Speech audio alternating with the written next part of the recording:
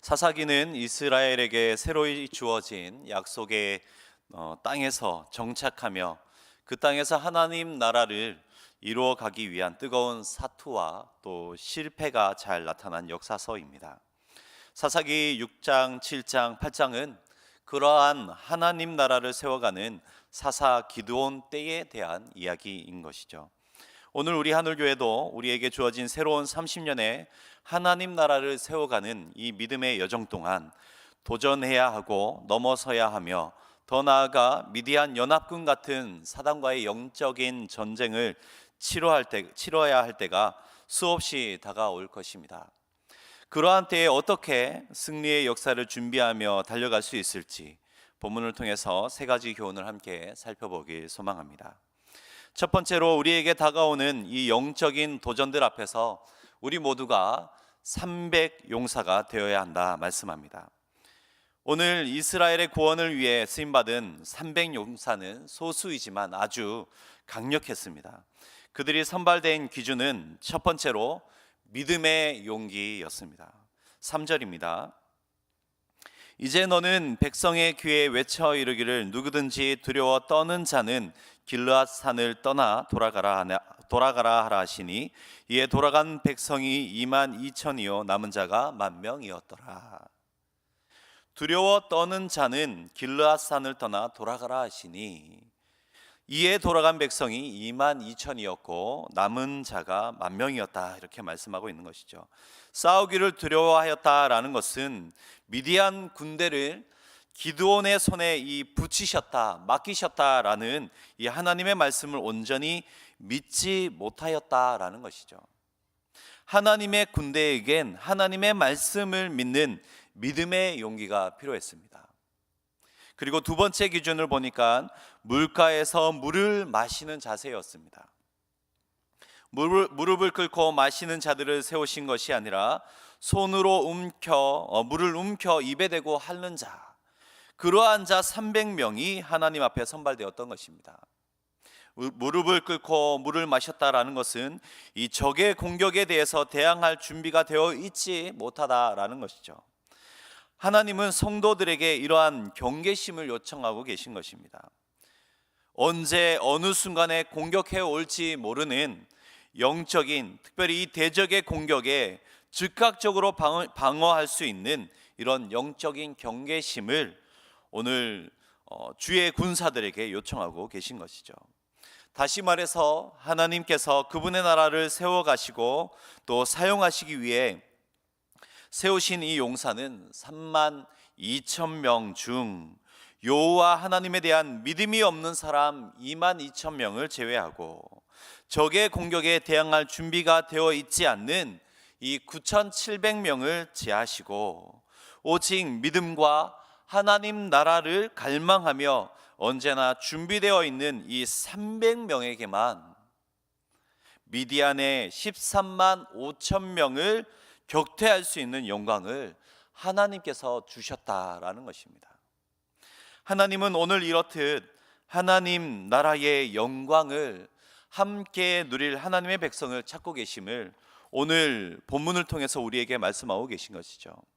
하지만 한 번 더 분명히 우리가 함께 알아야 하고 기억해야 하는 것은, 하나님 나라의 영광은 아무나 누릴 수 있는 것이 아니더라라는 것입니다. 오직 믿음과 그 나라를 갈망하며 준비하는 이에게 허락하신다라는 것입니다. 하나님의 이끄심으로 이스라엘 백성들이 모세를 따라 출애굽, 애굽에서 광야로 나오게 되었지만, 이 출애굽 1세대 모두가 약속되었던 그 땅에, 또 특별히 가나안 땅에 들어간 것이 아니었던 것이죠. 오직 믿음과 그 땅에 대한 갈망함으로 준비되어 있던 두 사람, 여호수아와 갈렙만이 그 땅에 들어가는 영광을 누렸던 것입니다. 예수님의 제자들도 그러했습니다. 부르심을 받았던 제자들 모두가 하늘 영광을 얻은 것은 아니었습니다.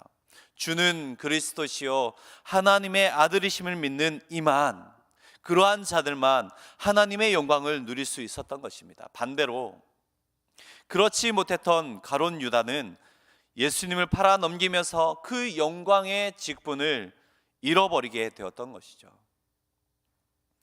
하나님은 새로운 30년의 역사를 위해서 오늘 우리들을 300용사가 되어라, 그렇게 부르고 계신 것입니다.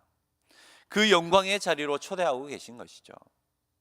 오늘 본문을 통해 말씀하듯이 교회에 나와 예배만 드린다고 해서 그 영광의 직분으로 쓰임받는 것은 아닐 것입니다.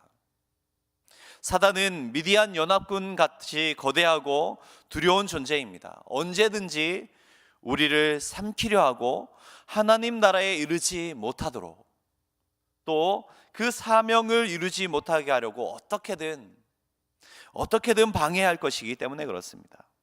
우리 교회를 통해서 하나님 나라가 이루어지는 것을 사단은 그냥 가만히 지켜만 보고 있지 않을 것은 아주 분명한 일인 것이죠. 그러한 영적인 전쟁 앞에 우리 모두가 믿음을 갖추고 또 새로운 30년으로 세워질 하나님 나라를 향해서 갈망하고 기대로 또 준비되어 있지 못하다면 우리 또한 결코 그 영광스러운 은혜의 시간들을 누리지 못할 것일 것입니다. 오늘 우리가 그렇게 준비되어 있고 또 준비해 가길 소망합니다. 오늘 우리가 그 300용사가 되길 소망합니다.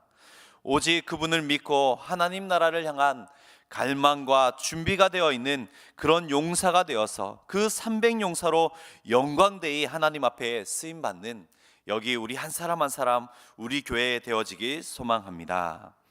두 번째로 우리에게 다가오는 이 영적인 도전들 앞에 여호와를 위한 신앙으로 하나가 되어야 한다 말씀하고 있습니다. 18절 말씀입니다.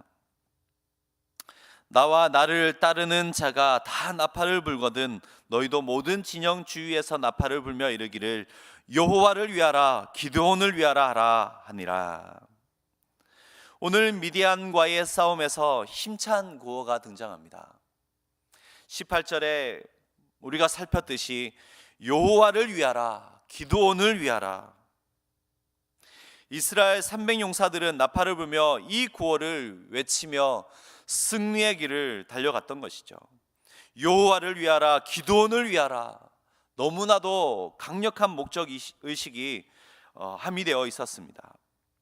이 구절은 학자들 안에서도 많은 해석이 있습니다. 여호와를 위한다는 것은 이해가 되는데 기드온을 위하라, 기드온의 칼이라. 기드온이 개인의 영광과 명예를 생각하며 또 혹 영웅적인 존재감을 과시하기 위해서 이 구호를 이끌었다면 그것은 오늘 분명히 우리들이 교훈받아야 할 모습은 아닐 것입니다. 이를 통해서 우리의 죄성과 연약함을 분명히 깨닫고 하나님 앞에 언제나 겸손으로 또 참 순종의 모습으로 여호와 하나님만 의지하는 그 신앙의 길을 더욱더 붙잡아야 함은 분명한 것이죠. 한편 여호와를 위하여, 여호와를 위하라 라는 이 선제적인 구호는 분명 이스라엘 정의의 용사 300명에 있어서 가장 강력한 무기였음은 분명했습니다.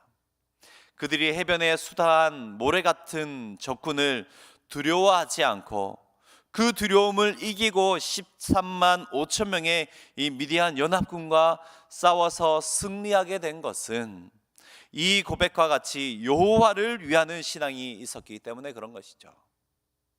여호와를 위하여, 곧 이 전쟁을 통해서 반드시 여호와 하나님께서만 영광 받으시기를, 또 여호와 하나님께서 함께 하시어 우리를 보호하시기를, 또 여호와의 그 능력의 손이 승리케 하시길 기대하는 마음으로 여호와를 위하여 그렇게 힘차게 외치게 되었던 것이죠. 그들의 그날의 전쟁을 머리에 한번 그려본다면 비유컨대 이 광화문 앞에 13만 5천 명이 꽉 차 모여 있다고 한번 생각해 보십시오. 발 디딜 틈조차 없고 끝도 보이지 않습니다. 생각만 하여도 어쩌면 좋은 생각만 들었으면 좋겠는데 믿음으로 이 300명의 용사가 힘차게 나아왔으나 막상 그러한 꽉 차 있는 대적의 앞에 서보니 너무나도 엄청난 그 수의 대적들 앞에 위축도 되었을 것입니다. 지금까지는 어떻게든 달려왔는데, 대적들 앞에 달려왔는데, 이제 앞에 놓여진 이 정복해야 하고 넘어야 할 산은 너무나도 험난해 보이는 것이죠. 그때 모두가 다 함께 일치된 하나의 소리로 강한 확신을 가지고 다시 한번 힘있게 외치게 되었던 것입니다. 여호와를 위하라. 이 전쟁을 통해서 반드시 여호와 하나님께서 영광 받으실 것입니다. 이 전쟁을 통해서 여호와 하나님께서 우리와 함께 하시어 우리를 보호하실 것입니다.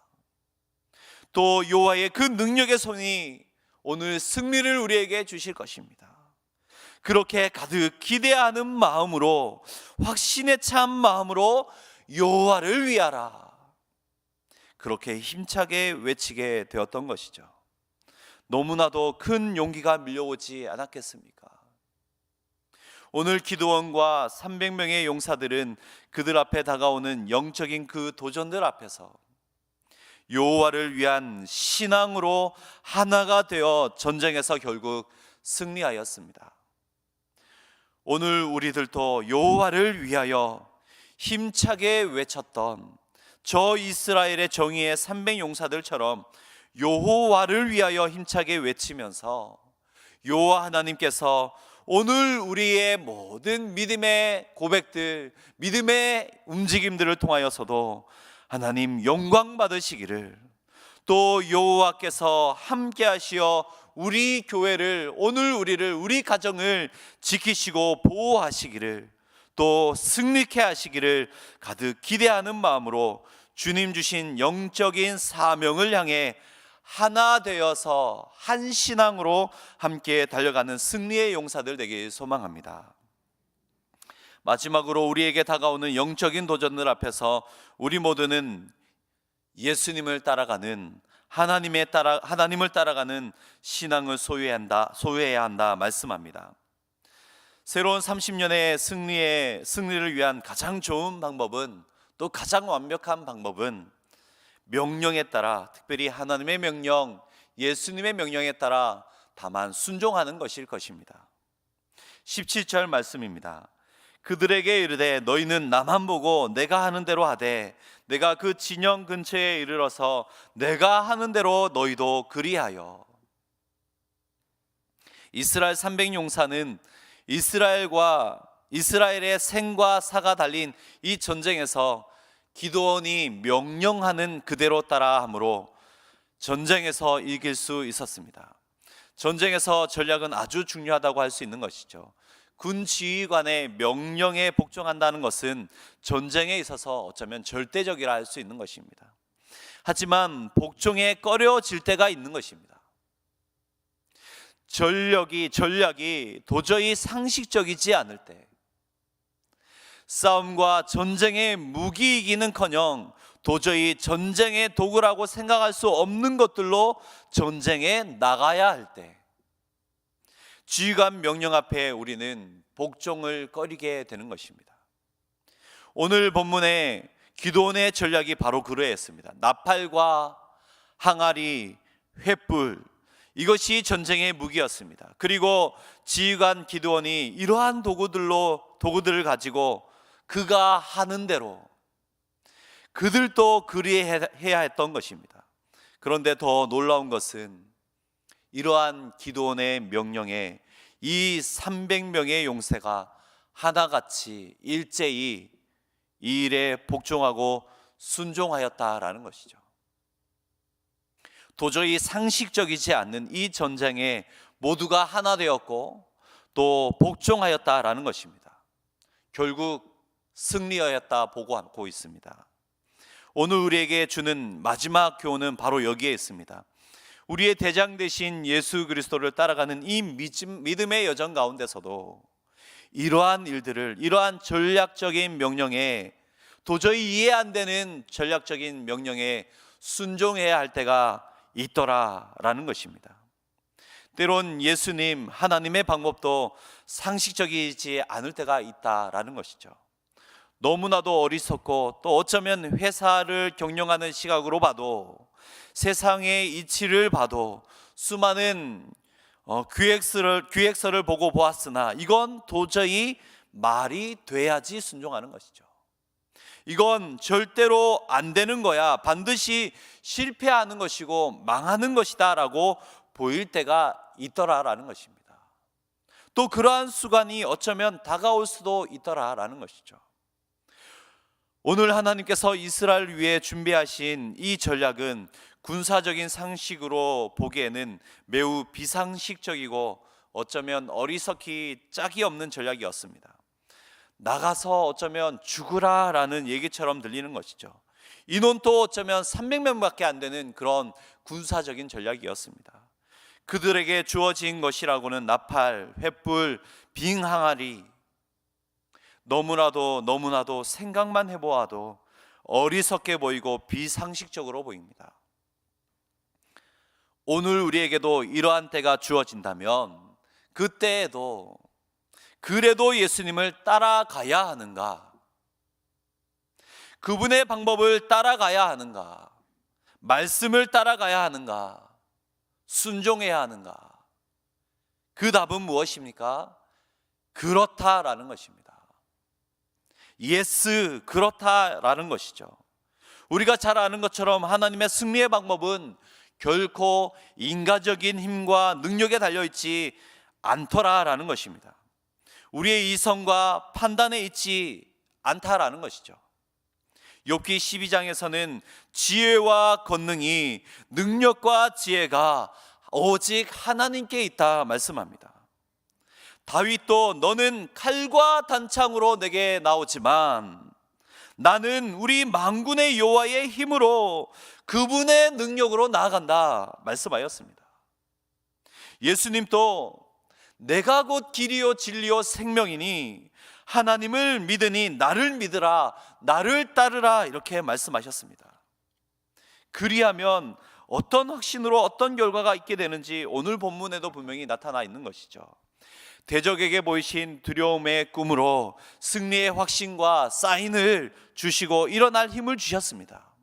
300명이 나팔을 불 때에 여호와께서 그 온 진영의 친구들끼리 칼로 치게 하심으로 적군을 도망케 하셨으니 능히 대적할 힘과 담대함까지도 주셨습니다. 또 미디안의 두 방백 오렙과 스렙까지 사로잡아 죽이게 하시게 됩니다. 마침내 완전하고 온전한 승리를 이루어 주셨던 것이죠. 바로 이것이 하나님께서 인생을, 민족을, 우리의 삶을 역전시켜 주신다라는 모습을 우리에게 강하게 말씀하고 있는 것이죠. 그러하기에 오늘 우리들이 언제나처럼 해야 할, 이후로도 마땅할 그 본분이 있다면 새로운 30년의 역사가 진행될 동안 반드시 그렇게 해야 할 본분이 있다면 우리 대장 되신 하나님 예수님만 믿고 그분의 말씀에 복종하는 것, 그분의 말씀만 따라가는 것, 그것이면 된다라는 사실을 오늘 우리는 분명히 기억해야 할 것입니다. 말씀을 마무리하겠습니다. 하나님은 오늘 우리를 새로운 30년 새 시대의 기드온과 300용사로 부르셨습니다. 어둡고 어쩌면 완악한 이 땅에 교회가 더욱 든든히 서가고 오늘 우리를 통해서 하나님 나라가 더욱더 견고히 서도록 여호와를 위하여 여호와 하나님께서 영광 받으시기를, 여호와 하나님께서 우리를 보호하시기를, 또 여호와께서 승리케 하시길 가득 기대하는 마음으로 새로운 30년의 사명을 향하여 한 마음, 한 뜻, 한 신앙 되어서 예수님만, 말씀만 따라가다가 새 시대에 귀하게 쓰임받는 주역들 되길 간절히 소망합니다. 들으신 말씀 생각하시며 함께 기도하시겠습니다. 이 시간 함께